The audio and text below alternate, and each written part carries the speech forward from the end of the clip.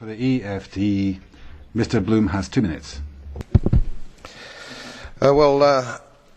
Commissioner, Mr. President, I rise again, I'm afraid, to make the same old hoary speech that I have been making here for several years, and that is, it is my opinion that you do not really understand the concept of banking. All the banks are broke.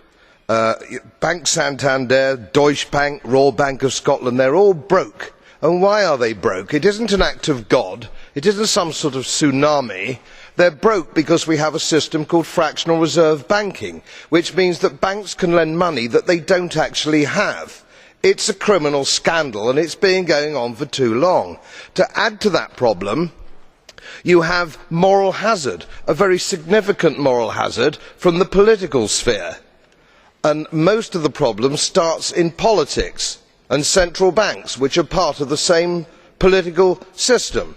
We have counterfeiting, sometimes called quantitative easing, but counterfeiting by any other name. The artificial printing of money, which if any ordinary person did, they would go to prison for a very long time. And yet governments and central banks do it all the time. Central banks repress the amount of interest that rates are, so we do not have the real cost of money. And yet we blame the retail banks for manipulating LIBOR. The sheer effrontery of this is quite astonishing. It is central banks that manipulate interest rates, Commissioner. And plus, underneath all this, we talk loosely, in a rather cavalier fashion, do we not, about deposit guarantees. So when banks go broke through their own incompetence and chicanery, the taxpayer picks up the tab.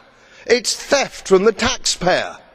And until we start sending bankers, and I include central bankers and politicians, to prison for this outrage, it will continue. Grazie per il gruppo.